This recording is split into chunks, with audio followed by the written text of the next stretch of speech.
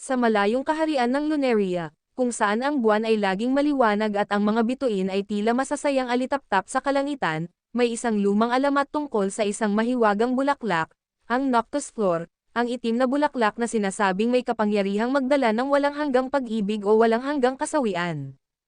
Ang Luneria ay isang payapang kaharian, ngunit sa kabila ng kanyang kagandahan, may isang sumpang bumabalot dito, ang sumpang nagsasabing sa sandaling pitasin ng isang tunay na nagmamahal ang Noctis Flor, ang kanyang kapalaran ay mapaglalaroan ng tadhana. Si Prinsesa Elara, ang huling tagapagmana ng trono, ay hindi kailanman naniwala sa mga alamat. Para sa kanya, ang lahat ay kathang-isip lamang, mga kwentong nilikha upang takutin ang mahihina ang loob. Ngunit isang gabi, habang siya ay naglalakad sa kagubatan ng Luneria, may isang tinig na tumawag sa kanya. Elara, napalingon siya, ngunit walang tao sa paligid. Tanging ang malamig na simoy ng hangin ang yumakap sa kanyang balat. Elara, mas malinaw na ngayon ang tinig. Banayad ngunit puno ng lungkot. Sinundan niya ito, at sa gitna ng madilim na kakahuyan, nakita niya ang isang bulaklak na hindi pa niya nakikita noon, ang Noctis Flor. Ang mga talulot nito ay itim na tila gabi, ngunit sa gitna nito ay may malasilversing liwanag na tila bumubulong sa kanya.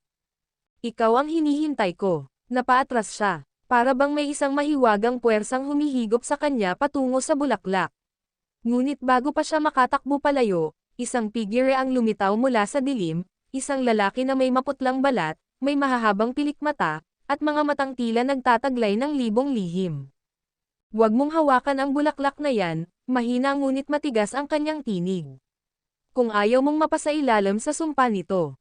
Sino siya? At bakit niya alam ang tungkol sa Noctis Flor? Sa gabing iyon, nagsimula ang isang kapalarang hindi kailanman inasahan ni Elara, isang pag-ibig na maaaring humantong sa kanyang kaligtasan, o sa kanyang kapahamakan. Napatitig si Elara sa binatang biglang lumitaw sa harapan niya. Ang kanyang mga mata ay tulad ng hating gabing puno ng lihim, at ang kanyang presensya ay may kakaibang lakas na tila humihigop sa liwanag ng paligid. Sino ka? Tanong ni Elara, pilit na pinatatag ang kanyang tinig. Hindi agad sumagot ang lalaki. Sa halip, lumapit ito sa kanya ng marahan, animoy isang aninong humahalo sa hangin. Dapat kang umalis dito, malamig ang kanyang boses. Ang bulaklak na yan ay hindi para sayo. Napakunot ang noo ni Elara. Hindi siya sanay na inuutusan, lalo na ng isang estrangherong hindi niya kilala. At sino ka para sabihin sa akin ang dapat kong gawin? Nagtagal ang titigan nila. Tila may uno sa loob ng lalaking ito, isang sikretong hindi niya kayang ipaliwanag. Ako si Kael, sagot niya sa wakas. At kung mahalaga sa'yo ang buhay mo, makinig ka sa'kin, lumayo ka sa bulaklak na yan. Ngunit imbes na sumunod, mas lalong lumapit si Elara sa Noctis Flor. May kung anong puwersang humahatak sa kanya rito, isang hindi maipaliwanag na tawag na bumabalot sa kanyang buong pagkatao. Pagdampi ng kanyang daliri sa talulot, biglang lumakas ang hangin sa paligid. Ang dating tahimik na kagubatan ay napuno ng isang hindi maipaliwanag na bulong, mga tinig na bumabalot sa hangin, mga panaghoy ng matagal nang nakalipas. At noon niya naramdaman, isang matinding sakit sa kanyang dibdib, animoy may malamig na kamay na dumaklot sa kanyang puso. Napasigaw siya. Mabilis na lumapit si Kael, hinawakan ang kanyang kamay at hinila palayo. Sa pagdikit ng kanilang mga balat, isang kakaibang init ang dumaloy mula kay Kael patungo kay Elara, na tila isang apoy na lumalaban sa malamig na sumpa ng bulaklak. Napadilat si Elara, hingal at takot ang bumalot sa kanyang katawan. Ano yun? Bulalas niya. Sumagot si Kael, ngunit sa pagkakataong ito, ang kanyang tinig ay puno ng lungkot. Ang kapalaran mong sino bukang baguhin. Hindi na muling tumingin si Kael sa kanya bago ito tumalikod at lumakad palayo, tinatangay ng anino ng gabi. Ngunit alam ni Elara, hindi iyon ang huling beses na magkikita sila. Hindi makatulog si Elara ng gabing iyon. Kahit ipikit niya ang kanyang mga mata, patuloy niyang naririnig ang mga bulong na nagmumula sa Noctis Flor.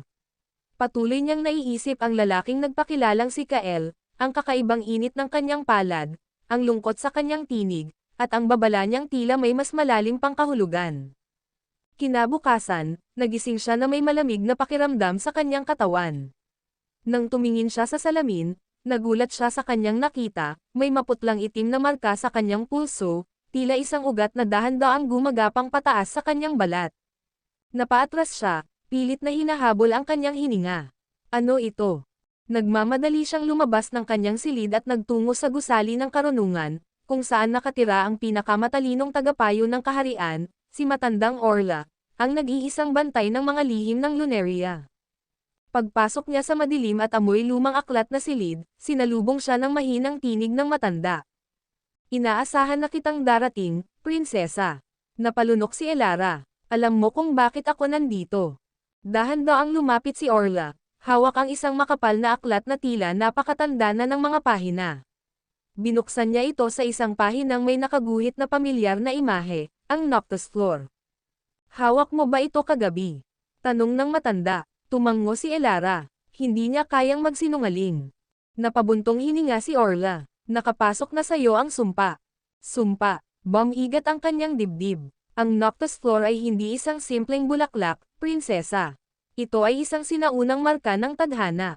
Hindi mo ito dapat hinawakan, sapagkat ang sinumang madampian nito ay magiging bahagi ng kanyang kapalaran. Kinuyam ni Elara ang kanyang mga kamay. Anong ibig mong sabihin? Anong mangyayari sa akin?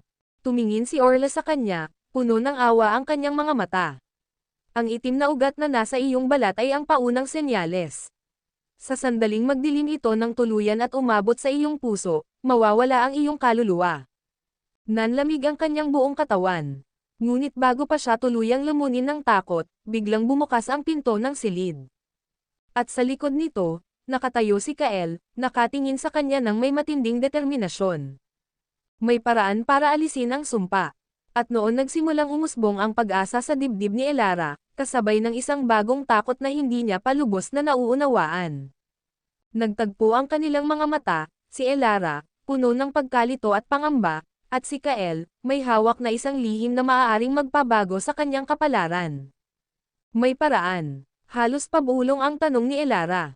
Tumango si Kael. Pero mapanganib. Lumapit si Matandang Orla. Tinitigan ang binata na tila sinusukat kung nagsasabi ito ng totoo.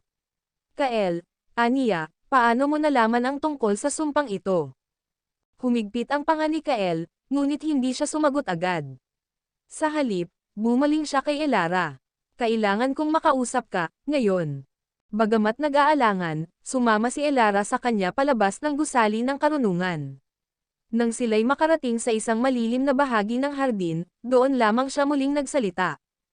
Hindi ako dapat nandito, panimula ni Kael. Pero hindi rin kita pwedeng pabayaan. Kumunat ang noo ni Elara. Ano ba talaga ang alam mo tungkol sa sumpang ito? Napabuntong hininga si Kael bago tumingin sa kanya, punong-puno ng bigat ang kanyang mga mata. Dahil minsan na akong naging bahagi nito. Namilog ang mga mata ni Elara. Ano, tulad mo? Nahawakan ko ang Noctis Floor, sagot niya. At ang sumpang dumadaloy ngayon sa dugo mo ay dumaloy na rin sa akin noon. Mabilis na tiningnan ni Elara ang kanyang pulso, ang itim na ugat ay gumapang na ng bahagya. Paano mo ito nalampasan? Nagtagal bago sumagot si Kael. Hindi ko nalampasan. Nanlamig ang pakiramdam ni Elara. Anong ibig mong sabihin? Tumalikod si Kael at tumingin sa kalangitan, para bang pilit inaalala ang isang madilim na nakaraan. Dati, isa akong mamamayan ng Luneria. Pero dahil sa sumpang ito, kinuha ako ng mga nilalang na nagbabantay sa bulaklak. Mga nilalang. Tumango si Kael. Sila ang mga anino ng nakaraan, mga kaluluwang nalunod sa kapangyarihan ng Noctis Floor. Sila ang binabayarang halaga ng bawat sumpa. Nagsimulang bumilis ang tibok ng puso ni Elara. Kung ganun, paano ako maliligtas? Sa wakas, hinarap siya ni Kael, at sa unang pagkakataon, nakita niya ang bahagyang pag-aalinlangan sa mga mata nito. Kailangan nating hanapin ang Aureum Lilium, ang gintong liryo, aniya. Ito lang ang makakakontra sa sumpa ng Noctis Floor. Napatigil si Elara. Narinig na niya ang kwento tungkol sa Aureum Lilium, pero palaging sinasabing ito'y isang alamat lamang. Ngunit sa puntong ito, hindi na siya makakapili kung ano ang paniniwalaan niya. Kung may paraan para mabuhay siya, kailangan niyang subukan. Nasaan ang bulaklak na iyon? Tanong niya. Saglit na katahimikan ang namagitan bago sumagot si Kael. Sa lugar na hindi pa nasisikatan ng araw, sa kaharian ng walang hanggang gabi. At doon niya napagtanto, magsisimula pa lamang ang tunay na laban. Tumindig ang malamig na hangin sa paligid nang marinig ni Elara ang sagot ni Kael. Ang kaharian ng walang hanggang gabi. Isang pangalan na hindi dapat binabanggit sa Lunaria. Isang lugar na walang sino mang nilalang ang gustong pasukin. Ayon sa mga matatanda, ito ang tahanan ng mga naligaw na kaluluwa, mga espiritong nilamon ng sumpa ng Noctis Floor, hindi kailanman makabalik sa liwanag. Hindi mo ba naiintindihan ang sinasabi mo? Bulalas ni Elara. Ang sino mang pumasok doon ay hindi na nakakalabas. Matagal siyang tinitigan ni Kael. Alam ko, napakuyom ang mga kamay ni Elara. Ayaw niyang aminin, pero may bahagi ng kanyang pagkatao ang natatakot. Kahit lumaki siya bilang isang prinsesa, sanay sa pagsasanay sa espada, sa mga lectire tungkol sa mahika at politika, ang pagpasok sa kaharian ng walang hanggang gabi ay higit pa sa inaasahan niyang haharapin sa buong buhay niya. Kung may ibang paraan, hindi kita dadalhin doon, dagdag pa ni Kael.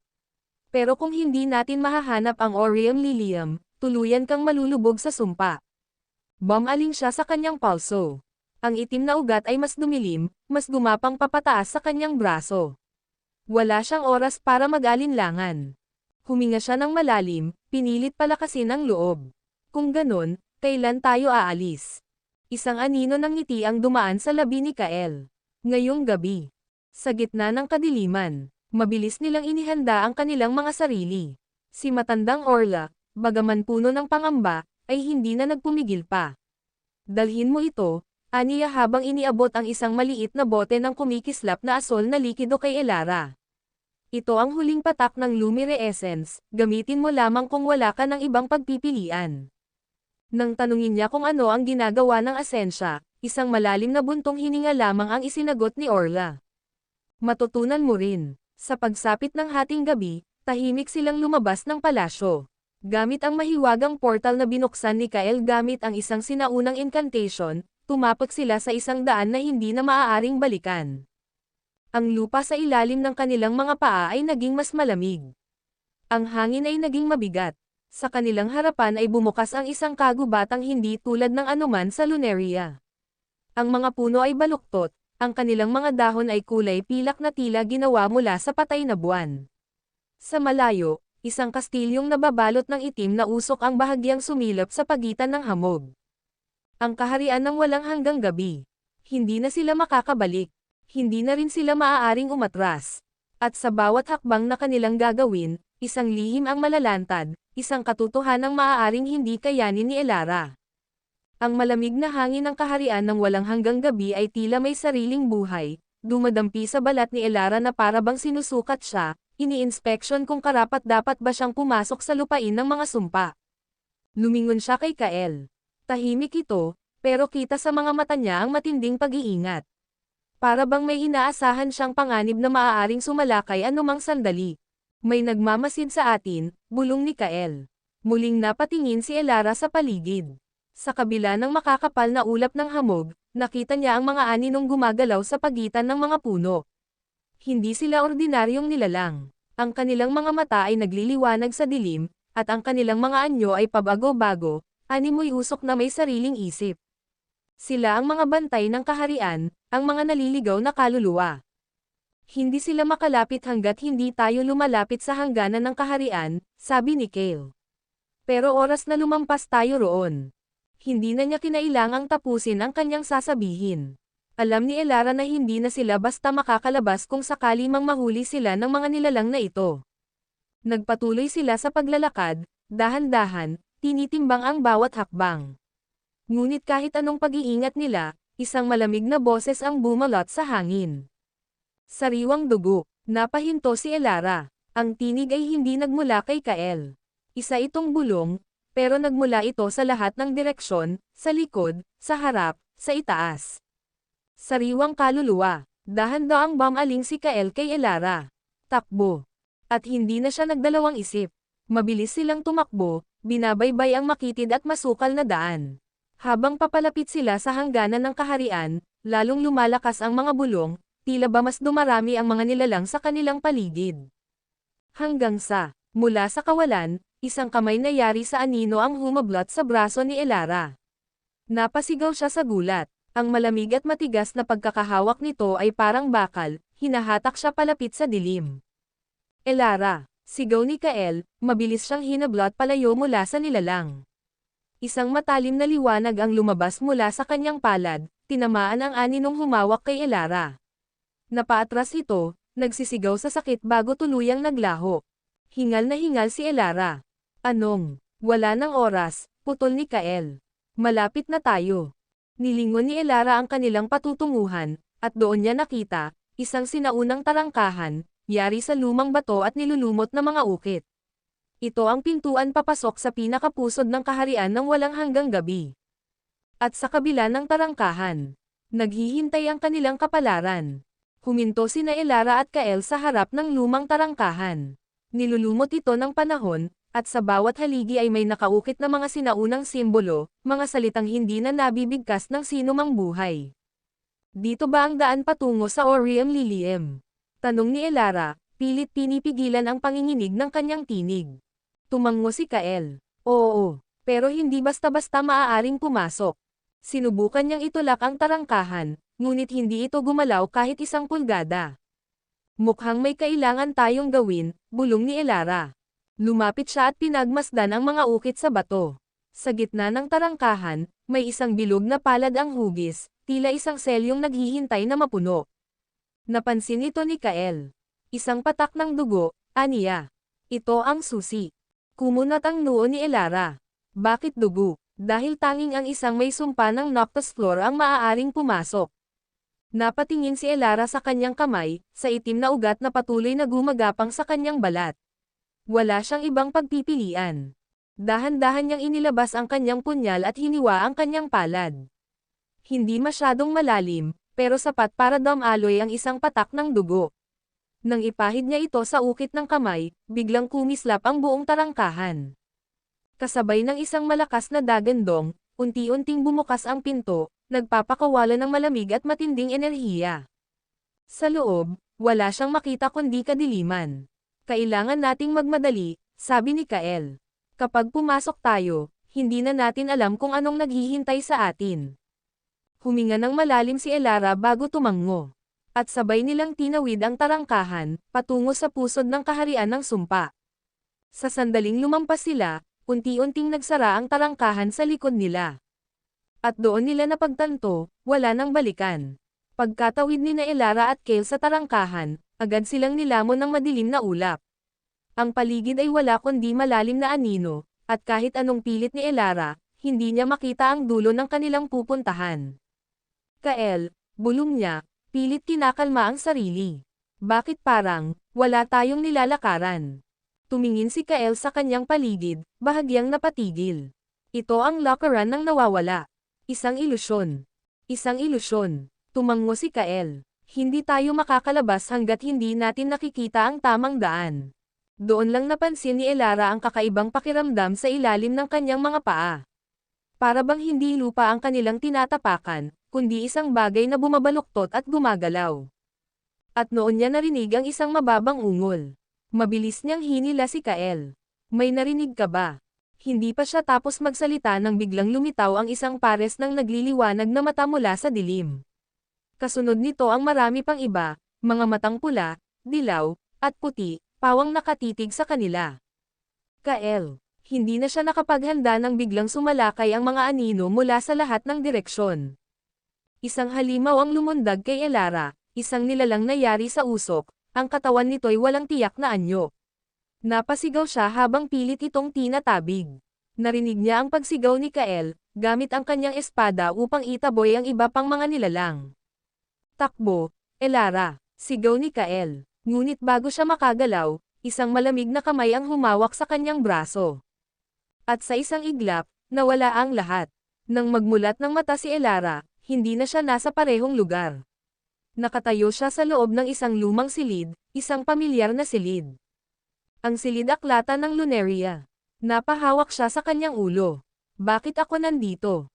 Sa kanyang harapan, may isang batang babae na nakaupo sa sahig, hawak ang isang lumang aklat. Pinagmasdan ni Elara ang bata, at nang makita niya ang mukha nito, nanlaki ang kanyang mga mata. Ako ito. Bago pa niya maintindihan ang nangyayari, isang tinig ang lumutang sa hangin. Elara, oras na para matulog. Napalingon siya. Isang babae ang nakatayo sa tabi ng bata, isang babae na may malambot na titig at mahahabang pilikmata. Ang kanyang buhok ay tulad ng pilak, at ang kanyang ngiti ay puno ng pagmamahal. Ang kanyang ina. Huwag po muna, inay, sabi ng batang Elara. Gusto ko pang basahin ang tungkol sa Orium Lilium. Humajekik ang reyna. Ang paborito mong alamat. Tumanggo ang bata. Sabi po rito, kaya nitong linisin ang anumang sumpa. Ngunit hindi basta-basta natatagpuan ang bulaklak na iyon, sagot ng kanyang ina. Tanging ang tunay na may karapat-dapat lamang ang makakakita. Nag-isip ang batang Elara. Paano ko malalaman kung karapat-dapat ako? Lumuhad ang reyna at hinaplos ang kanyang pisngi. Kapag dumating ang araw na kailangan mong piliin sa pagitan ng sarili mo at ng iba, at pinili mong magsakripisyo, doon mo malalaman. Natahimik ang batang Elara, at noon biglang nawala ang eksena, napalitan ng kadiliman. Elara, nagising siya sa tawag ni Kael. Sa isang iglap, bumalik siya sa realidad, sa madilim na daan kung saan napapaligiran pa rin sila ng mga halimaw. Ngunit ngayon, alam niya na kung paano sila makakaalis. Hawak ang kanyang sugatang palad, ibinuka ni Elara ang kanyang kamay at hinayaang lumabas ang kakaibang liwanag mula rito, isang liwanag na nagmula sa kanyang sariling dugo. Ang mga nilalang sa paligid ay nagsimulang umurong, tila natatakot sa kanyang kapangyarihan. Halika na, Kael, sabi niya. At sa wakas, nasilayan nila ang daan palabas ng ilusyon. Ngunit sa kabila nito, isang mas malaking panganib ang naghihintay. Mula sa kadiliman ng ilusyon, lumantad ang isang daan, isang makitid na tulay na tila yari sa kristal, nakalutang sa gitna ng isang walang katapusang kawalan. Sa kabilang dulo nito, bumungad sa kanila ang isang lugar na hindi inaasahan ni Elara. Isang hardin. Ngunit hindi ito isang ordinaryong hardin. Ang mga puno rito ay may gininto ang dahon, at sa halip na lupa, isang kumikislap na hamog ang sumasalo sa mga ugat. Ang hangin ay puno ng mahika, mabigat ngunit banayad sa pakiramdam, animoy pinapanood sila ng isang lumang espiritu na matagal nang naghihintay. Si Kael ang unang lumakad papasok. Ito ang banal na halamanan, aniya. Dito tumutubo ang Orium Lilium. Napalunok si Elara. Narito na sila. Ang tanging lunas sa sumpang unti-unting pumapatay sa kanya ay nasa loob na lamang ng isang lugar. Ngunit hindi niya maiwasang magduda. Kung ganon, bakit parang napakatahimik? Tanong niya. Walang bantay. Huminto si Kael at napatingin sa kanya. Dahil hindi natin kailangan ng bantay. Bago pa siya makapagtanong kung ano ang ibig niyang sabihin, biglang umihip ang isang malamig na hangin. Ang gininto ang mga dahon ay nagsimulang magkalaglagan, at mula sa gitna ng halamanan, lumitaw ang isang figure. Isang babae, tila hindi totoong nilalang, kundi isang espiritu. Ang kanyang mga mata ay kumikislap na pilak, at ang kanyang buhok ay parang tinahing ulap at gintong sinulid. Isang tagapangalaga, Elara Luneria, wika ng babae, ang kanyang tinig ay parang huni ng hangin. Narating mo ang hangganan ng iyong paglalakbay. Ngunit bago mo makuha ang Orium Lilium, isang tanong ang kailangan mong sagutin. Nagpalitan ng tingin sina Elara at Kael. Anong tanong? Dahan-daang lumapit ang espiritu, pinagmamasdan si Elara ng matalim. Isusuko mo ba ang lahat para sa kapangyarihang iyong hinahanap? Nanlamig si Elara. Anong ibig mong sabihin? Kaya mong pagalingin ang iyong sarili, paliwanag ng espiritu. Ngunit ang bulaklak na ito ay hindi nagbibigay ng kapangyarihan ng walang kapalit. Naglakad ito papalapit sa gitna ng halamanan, at doon, sa pinakaubod nito, tumubo ang isang bulaklak na hindi pa kailanman nakita ni Elara, isang bulaklak na yari sa liwanag. Ang mga talulot nito ay kumikislap na parang bituin. Ang Orium Lilium. Kapag inangkin mo ito, isang bagay ang kailangang mawala, sabi ng espiritu. Isang alaala, isang mahalagang bahagi ng iyong pagkatao. Napalunok si Elara. Maaari mong makuha ang bulaklak at maligtas ang iyong sarili, dagdag pa nito. Ngunit may isang taong hindi mo na maalala kailanman. Napaatras si Elara. Anong ibig mong sabihin? Tandaan mo, prinsesa, ang pinakamahalagang sakripisyo ay hindi laging buhay. Napatingin si Elara kay Kael, na ngayon ay nakatitig sa kanya, tila may sariling iniisip. Isusugal ba niya ang isang bahagi ng kanyang pagkatao para sa kaligtasan niya? At kung may isang taong mawawala sa kanyang alaala, sino ito? At higit sa lahat, handa ba siyang magbayad ng ganitong halaga? Nakatitig si Elara sa Aureum Lilium, ang nagliliwanag na bulaklak sa gitna ng banal na halamanan. Isang hakbang na lang at maaari na niyang kunin ito, ang tanging lunas sa sumpang unti-unti nang lumalason sa kanyang katawan. Ngunit ang mga salita ng espiritu ay patuloy na umaalingaw-ngaw sa kanyang isipan. Kapag inangkin mo ito, isang bagay ang kailangang mawala, isang alaala. Isang mahalagang bahagi ng iyong pagkatao. Humigpit ang pagkakahawak niya sa kanyang dibdib. Hindi niya alam kung aling alaala ang mawawala. At kung ito'y isang taong mahalaga sa kanya, paano kung si Kael? Lumingon siya sa binata, na tahimik na nakatayo sa kanyang tabi. Sa mga mata nito ay may pag-aalala, ngunit may kakaibang lungkot rin na hindi niya maipaliwanag. Elara, marahang sabi ni Kael, hindi mo kailangang gawin ito. Napangiti si Elara, kahit paramdam niya ang bigat ng desisyong kanyang gagawin. Alam mong kailangan. Tahimik si Kael, ngunit isang emosyon ang kumislap sa kanyang mga mata, takot. Hindi para sa kanyang sarili, kundi para kay Elara. Dahan-daang lumapit si Elara sa bulaklak. Bawat hakbang ay tila isang dagok sa kanyang puso. Nang abutin niya ang Aureum Lilium, isang malamig na hangin ang bumalot sa kanya, at sa isang iglap, bumagsak siya sa lupa. Isang matinding kirot ang bumalot sa kanyang ulo, para bang may pilit na binubura mula sa kanyang isipan. At bago siya tuluyang mawalan ng malay, narinig niya ang isang pabulong na tinig. Patawad, Elara, mahal kita, sa pagmulat ng mga mata. Nang magising si Elara, ang unang niyang nakita ay ang bughaw na langit sa itaas. Malamig ang hangin, at ang sakit sa kanyang katawan ay naglaho na. Umupo siya, hinihingal, at agad niyang napansin, wala na ang itim na ugat sa kanyang mga kamay. Wala na ang sumpa. Nakita niya ang Aureum Lilium, unti-unting nalulusaw sa kanyang palad, sama-sama sa hangin na tila isang panaginip lamang. Nanalo siya, naligtas siya, ngunit bakit may pakiramdam siyang may nawala?